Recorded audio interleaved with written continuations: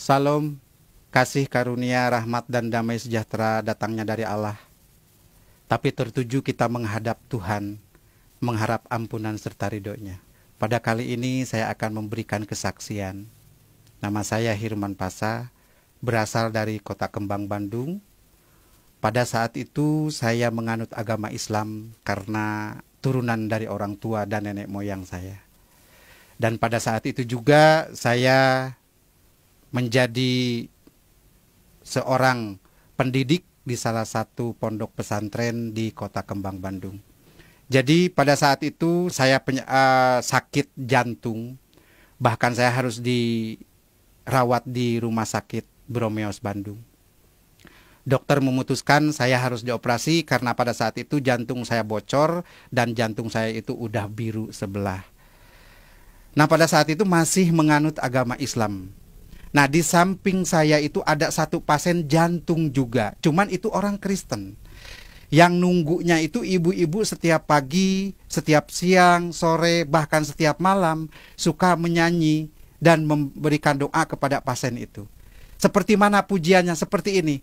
Bagaikan bejana siap dibentuk, demikian hidupku di tanganmu. Dengan urapan kuasa rohmu, ku dibaharui selalu. Begitu saya mendengarkan nyanyian itu, alunan suara si ibu itu, jadi saya itu agak tenang. Tapi saya yakin bahwa kata-kata si ibu itu akan menyembuhkan penyakit saya. Saya belum percaya waktu itu karena saya agama Islam, bukan agama Kristen. Tapi saya baru yakin.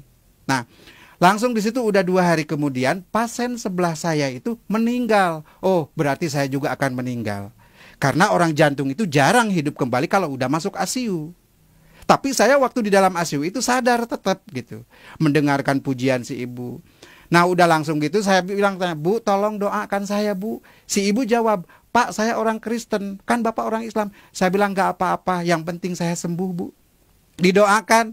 Langsung si ibu itu naruh tangan di dalam dada saya sambil berdoa, "Di dalam nama Tuhan Yesus Kristus kamu akan sembuh."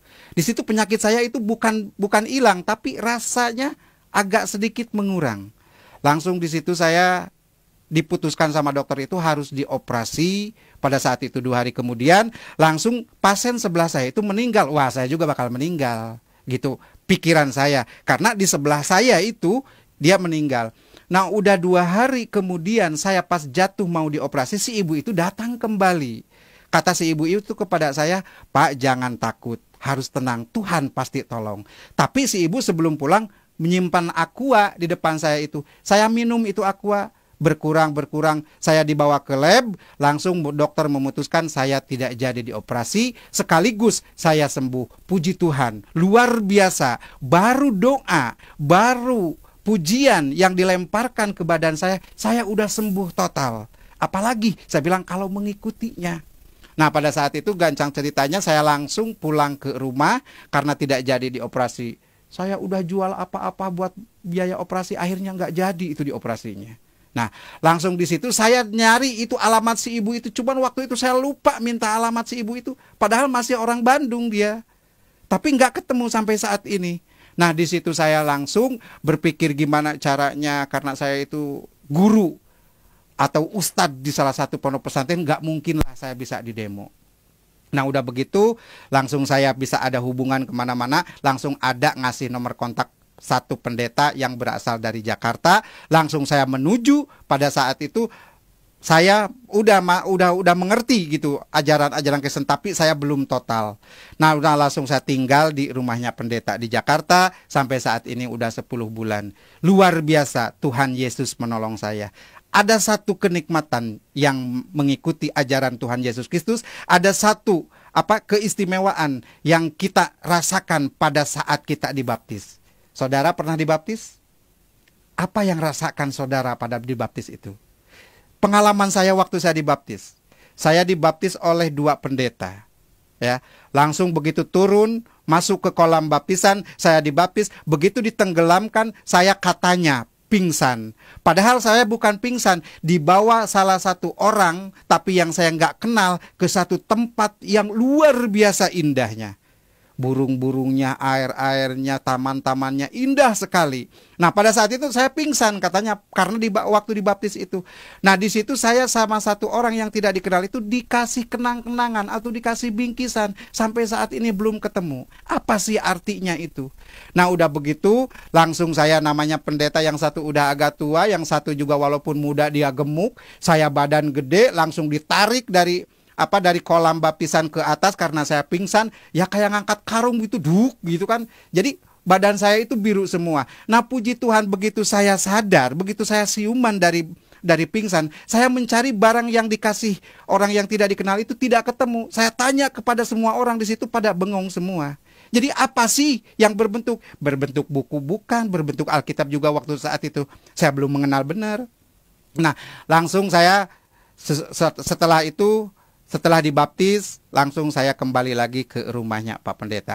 Jadi sampai saat ini saya sudah 10 bulan di rumahnya Pak Pendeta. Luar biasa Tuhan menolong saya.